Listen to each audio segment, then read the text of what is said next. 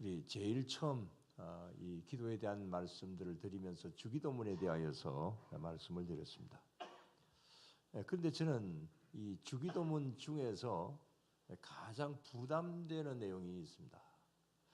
그것은 주기도문에 나오는 우리가 우리에게 잘못한 사람을 용서하여 준 것 같이 우리 죄를 사하여 주옵소서 라고 하는 그 기도문입니다.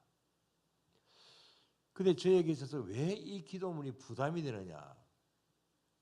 그건 과연 그 기도문 그대로 나에게 잘못한 사람을 내가 용서를 해준 것 같이 주님 용서해 주십시오. 이제 기도의 내용이 그거잖아요.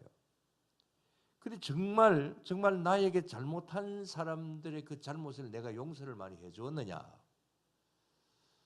그렇게 생각을 해보면 정말 그런 일이 그렇게 많지 않다라고 하는 생각이 들 때가 많거든요. 그래서 주기도문을 외울 때마다 이런 것이 사실은 좀 부담이 되기도 합니다. 그러나 워낙 습관적으로 또 항상 그렇게 외우는 거기 때문에 막 그냥 그대로 넘어가기는 하지만 구체적으로 살펴보면 참 부담감이 가는 그런 내용이기도 합니다. 여러분, 이런 면으로 우리 솔직히 우리 자신들에게 한번 질문해 봅시다. 나는 얼마나 다른 사람들을 용서해 주었느냐? 얼마나 용서해 주었길래 계속 아무 끄리낌 없이 나에게 잘못한 사람에게 용서를 해준 것처럼 주님께서도 저를 용서해 주십시오. 이렇게 자신 있게 기도를 할 수 있겠느냐라고 하는 겁니다. 어떻습니까? 어느 정도 자신감이 있습니까? 오늘 먼저 이런 말씀을 드리는 것은 이제 우리 한 해도 얼마 남지 않은 그런 가운데 있습니다. 우리 1년 지나온 날들을 우리가 한번 돌아보면서 우리의 모든 인간관계를 한번 생각을 해보자라고 하는 그런 관점에서 이런 점에 있어서 그런 어떤 관계들 속에서 나는 어떤 기도를 해야 될 것인가 라고 하는 것을 오늘 여기 본문을 통하여서 한번 살펴보고자 하면서 이런 말씀을 드리는 것입니다. 자, 오늘 본문에 나오는 이 스데반 집사님의 경우를 한번 봅시다. 자, 이 내용은 스데반 집사님이 핍박을 받아서 이제 마지막에 돌 맞아서 순교를 당하는 그런 장면이죠. 자, 이때 자신을 죽이는 자들을 위하여서 이 스데반 집사님은 무엇이라고 기도를 합니까? 50절 말씀입니다. 자, 50절이 아니고 60절 말씀입니다. 60절 다 같이 무릎을 꿇고 크게 불러 이르되 주여 이 죄를 그들에게 돌리지 마옵소서 이 말을 하고 자니라. 자, 여기 스데반 집사님의 마지막 기도문입니다. 자, 다시 한번 봅시다. 무릎을 꿇고 크게 불러 이르되 주여 이 죄를 그들에게 돌리지 마옵소서. 예, 이 말을 하고 자니라. 주여 이 죄를 그들에게, 그들이 누굽니까? 예, 이 스데반을 돌로 쳐서 죽이는 사람들이죠. 그런 사람들을 위하여서 기도를 하고 있습니다. 이 죄를 저들에게 돌리지 마옵소서. 정말 이거 아무나 할 수 있는 기도는 아니라고 봅니다. 근데 여기에 이제 이 돌에 맞아 죽는데 보통 여러분들이 생각을 하실 때에 이때의 그 사형 제도는 그 로마법에 의해서 사형을 시킨다고 그렇게 알고 있잖아요. 그렇습니다. 형사법이나 민사법이나 뭐 이런 것은 다 로마법에 의해서 이제 처리를 합니다. 또 사형제가 있다고 할 때 그건 모두 다 로마법에 의해서 하죠. 그러나 이 로마 이제 황제가 이 유대인들의 종교법은 너희들이 처리를 해라 이렇게 되어 있습니다. 그래서 종교적인 어떤 법을 어기면 그것은 종교법에 의하여서 이제 처리를 하게 되어 있습니다. 그런데 이 종교법, 그 당시에 그 유대교니까 유대교의 최고의 벌이 뭐냐면은 바로 돌로 쳐서 죽이는 벌입니다. 그래서 이 스데반이 돌에 맞아서 죽는다라고 하는 것은 이것은 하나님 앞에 완전히 버림을 받았다. 유대인의 관점으로 볼 때는 바로 그런 것입니다. 그래서 어떻게 보면은 지금 현재 이 핍박자들은 완전히 승리를 한 격이 되게 되는 것이고, 그 다음에 스데반으로서는 완전 인생 실패요. 그 다음에 모든 유대인들이 볼 때는, 거의 대부분의 유대인들이 볼 때는 이 스데반은 하나님 앞에 큰 죄를 지은 어떤 그런 사람으로서 신앙적인 실패가 되게 되기도 하는 거죠. 그래서 완전히 실패하는 것으로 이렇게 보여집니다. 그러나 스데반의 이러한 용서의 기도는 오히려 이 모든 것을 다 역전을 시키게 됩니다. 그야말로 위대한 믿음의 위대한 승리자의 기도가 되게 되었다. 이 사실을 볼 수가 있는 것이죠. 자, 이런 면으로 가장 위대한 기도의 승리자는 바로 우리 예수님이시죠. 자, 예수님도 마지막에 돌아가실 때에 누가복음 23장 34절을 보면 어떻게 기도를 하십니까? 마지막에 말씀 다 같이. 이에 예수께서 이르시되 아버지 저들을 사하여 주옵소서 자기들이 하는 것을 알지 못함이니이다 하시더라. 그들이 그의 옷을 나누어 제비 뽑을세. 아버지 저들을 사하여 주옵소서 자기들이 하는 것을 알지 못해서 지금 이제 저런 일을 하는 겁니다. 오히려 예수님도 자신을 죽이는 자들을 향하여서 저들을 용서해달라고 그렇게 기도를 하고 계시는 것을 볼 수가 있죠. 창세기 45장에 보면은 요셉이 자기 형들을 위하여서 이렇게 말을 하죠. 자, 자기의 형들이 이 요셉이 보복을 하지 않을까 그렇게 싶어서 자기를 팔았던 그 형님들이 두려워 떱니다. 그때에 요셉이 뭐라고 이야기를 합니까? 나를 판 것은 형님들이 아니라 하나님이 우리 집안 식구들을 살려주시기 위하여서 하신 일이다. 그러면서 이 형들을 다 용서를 해 주지요. 자, 이런 경우는 우리나라의 손양훈 목사님도 역시 마찬가지입니다. 여순반란 사건 때에 뭐 여러분들 잘 아시는 내용이지만은 이제 자기의 그 아들, 큰 아들, 작은 아들 둘을 죽인 공산당은 안재선을 용서를 해주고 양아들로 삼습니다.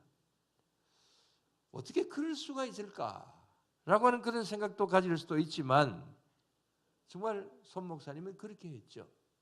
그래서 손양원 목사님을 보고 뭐라 그럽니까? 무슨 원자탄이라 그럽니까? 사랑의 원자탄.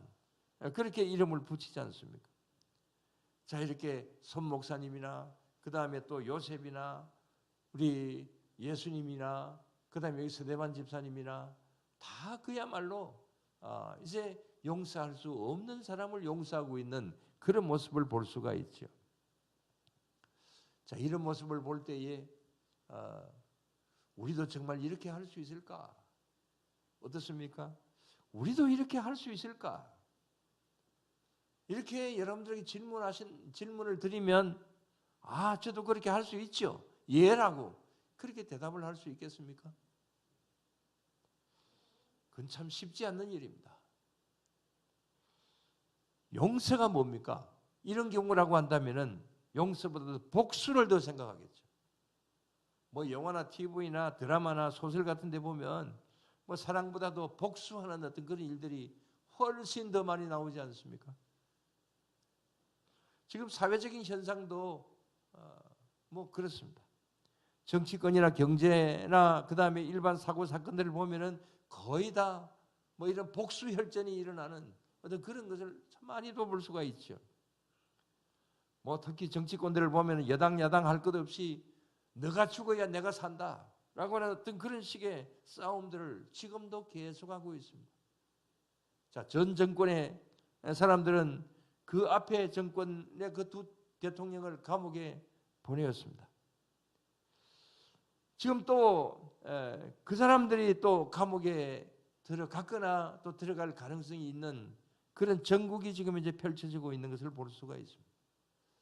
정말 끊임없이 반복되고 있는 이러한 면을 볼 때에 정말 참 어떻게 보면은 이런 면으로 참 불행한 역사가 계속되고 있다. 이런 것을 생각을 해볼 수가 있죠. 어떤 이런 시대에 주님께서 우리들에게 요구하시는 것이 있다고 한다면 그것은 무엇이겠습니까? 그것은 복수가 아니라 용서이고 화해이고 정말 한마음 한뜻으로 나아가는 그런 것이 정말 필요할 것인데, 그러나 오늘날 우리의 사회 속에서는 그런 것을 참 보기가 힘이 듭니다. 그러나 우리에게는 말씀하시기를 너희들은 용서하는 자가 되라, 화해하는 자가 되라, 성 프란시스처럼 평화의 도구가 될 수 있게 되기를 주님께서는 우리들에게 원하시고 계시기도 합니다. 자, 그런 면에서 오늘 첫 번째 질문을 드립니다. 혹시 여러분들 내가 용서해 주어야 될 그런 사람이 있습니까? 예수님처럼 스데반처럼 요셉처럼 손양원 목사님처럼 그렇게 우리가 용서하는 것은 사실은 불가능할 수도 있습니다. 만약에 저의 경우가 그런 일들이 있다고 한다면은 제가 그렇게 이분들처럼 용서할 수 있을까? 거의 90% 못할 것 같아요. 그러나 만약에 오늘도 이 시간에 내가 용서해 줘야 될 사람이 있다고 한다면 그 대상자를 위하여서 이렇게 실천하는 것은 힘들지는 몰라도 최소한 그래도 우리가 그 사람을 위하여서 기도하는 것은, 직접 가서 내가 용서해 주겠노라 이런 말은 못한다고 할지라도 하나님 앞에 우리가 그 사람을 위하여서 용서를 비는 그런 기도는 우리가 조금이라도 해야 되지 않을까, 이런 이제 생각을 가질 수가 있습니다. 그런 말씀을 드려봅니다. 저한테도 역시 마찬가지로 이런 말을 해봅니다. 물론 이런 때에 이제 이런 생각이 듭니다. 상대방이 용서를 구하지도 않고 반성도 하지 않는데 무슨 용서가 있냐, 이렇게 생각을 할 수도 있습니다. 맞는 말입니다. 저도 역시 마찬가지로 혹시 이제 그런 대상자가 생기게 되면은 먼저 반성을 해야 된다, 이것을 전제를 합니다. 그러나 반성을 아무리 기다려도 하지 않을 때에, 그런 때에 포기합니다. 그렇다고 해서 물리적인 어떤 것을 할 수 있는 것도 아닌 것이고, 그러나 그렇게 하는 것은 내 마음의 상처가 그러면은 그럴수록 더 오기 때문에, 그래서 이제 그러한 면에서는 잊어버리려고 하고 또 생각하지 않고 또 하나님 앞에 기도는 얼마든지 할 수 있으니까 그 사람을 용서해 주십시오, 이렇게 기도는 할 수 있죠.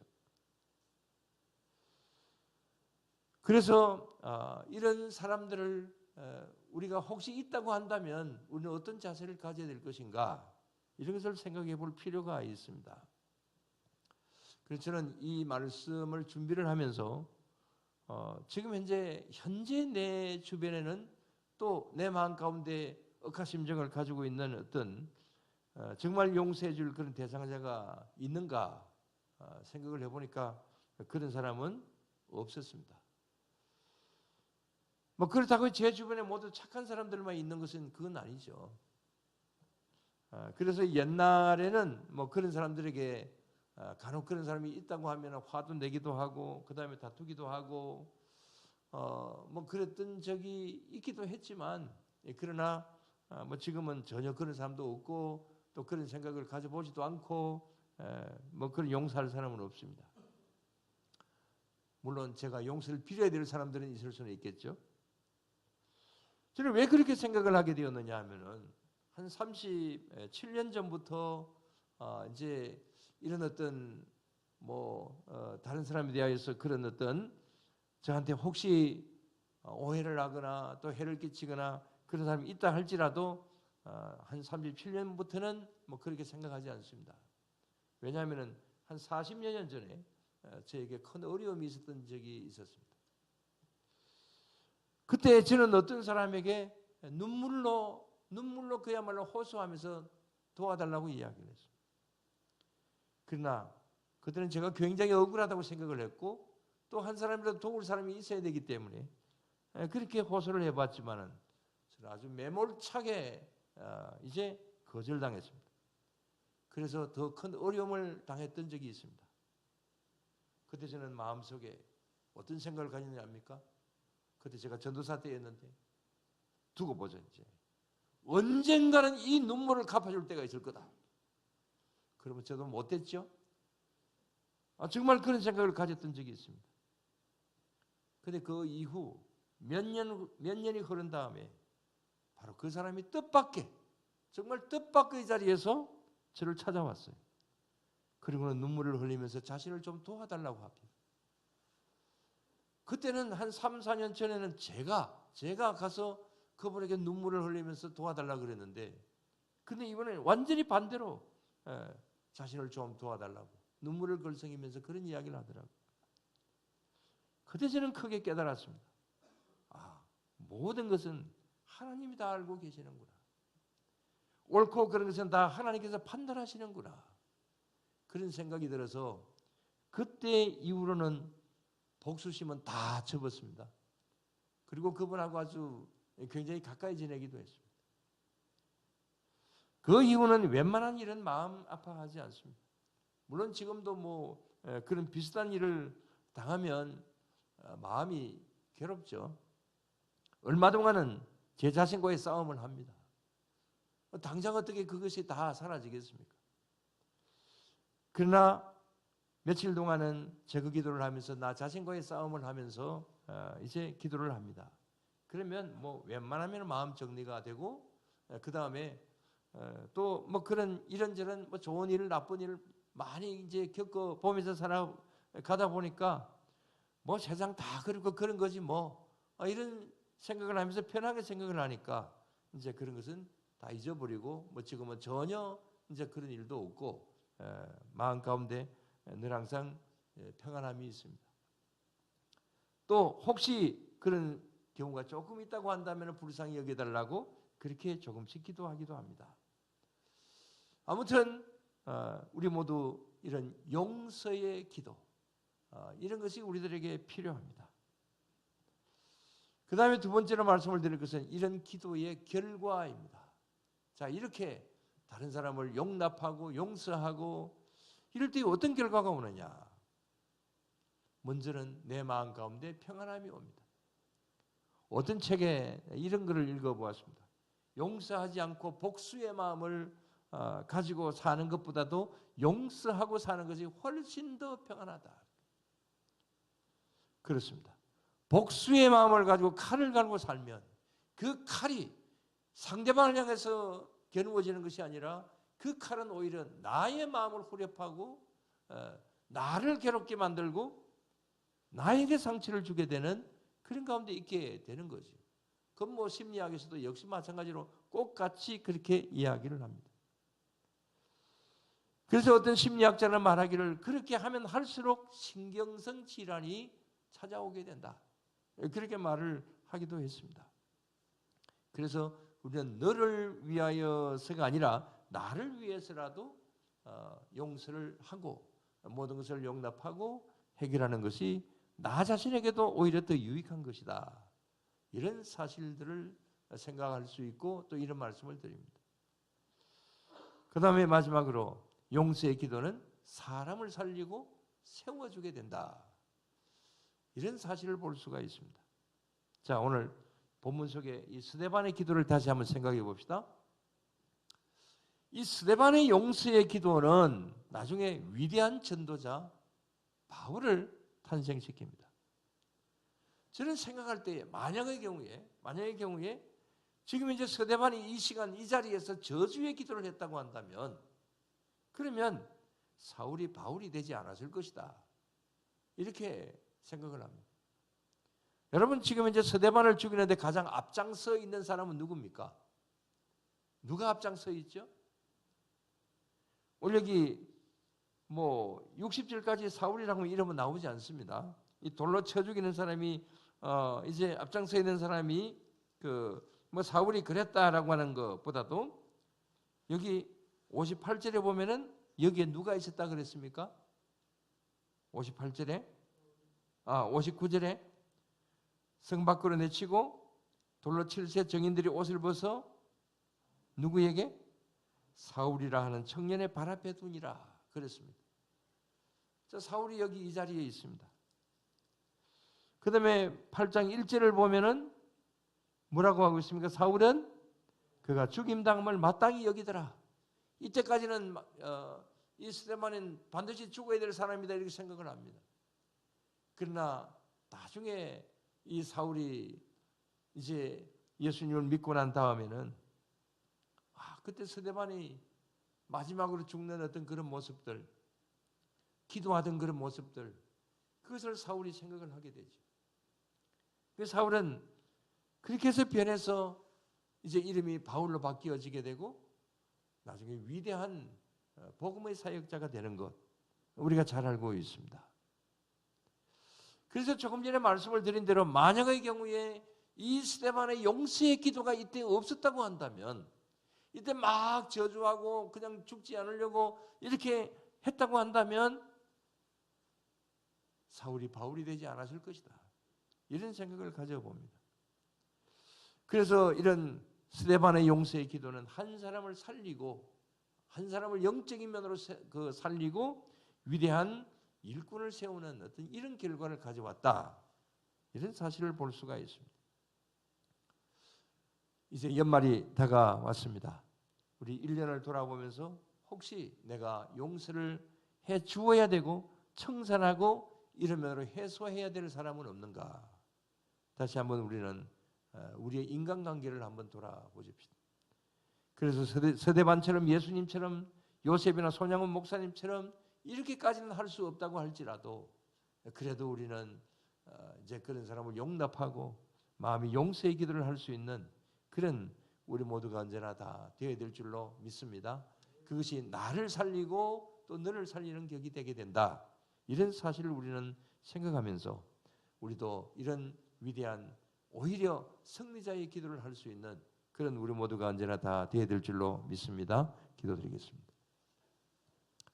하나님 아버지 감사를 드립니다. 주님, 저희들에게 기도할 수 있는 그런 귀한 자격을 주시고 하나님의 백성으로서 하나님 앞에 오늘도 영광을 돌려드리며 이 시간 수요 기도회로 모일 수 있게 하신 것도 감사를 드리옵나이다. 주님, 우리는 기도를 드릴 때에 거의 90% 이상이 나 자신을 위하여서 기도할 때가 많이 있습니다. 그러나 주님, 때로는 주님께서 우리들에게 요청하는 것이 너 이웃을 위하여서 기도하라고 말씀하시며 또 너 이웃을 용서하는 어떤 그런 기도도 하라고 우리들에게 말씀하시는 말씀들을 저희들이 봅니다. 하나님, 이런 가운데서 저희들 1년을 돌아볼 수 있게 하여 주시옵시고 우리의 모든 인간관계를 다시 한번 다 저희들이 점검해 볼 수 있도록 하나님 도와주시옵소서. 그래서 우리 한 해를 돌아보면서 또 지금까지 살아왔던 그 모든 삶의 과정들을 하나하나를 돌아보면서 혹시라도 청산해야 될 것이 있다고 한다면, 정리해야 될 것이 있다고 한다면 그런 것을 마음적으로 또 육신적으로 다 해결하고 새해를 향해서 나아갈 수 있는 저희들이 되게 하여 주시옵소서. 언제나 이런 면으로 우리 모두를 주님 보시기에 아름다운 면으로 세워주실 줄로 믿사오며 나와 너가 함께하여 주님을 향하여 나아가는 그런 우리 모두가 늘 되게 하여 주시옵소서. 늘 항상 이런 면으로 함께하시고 도우실 줄로 믿사오며 예수님 이름으로 기도드리옵나이다. 아멘.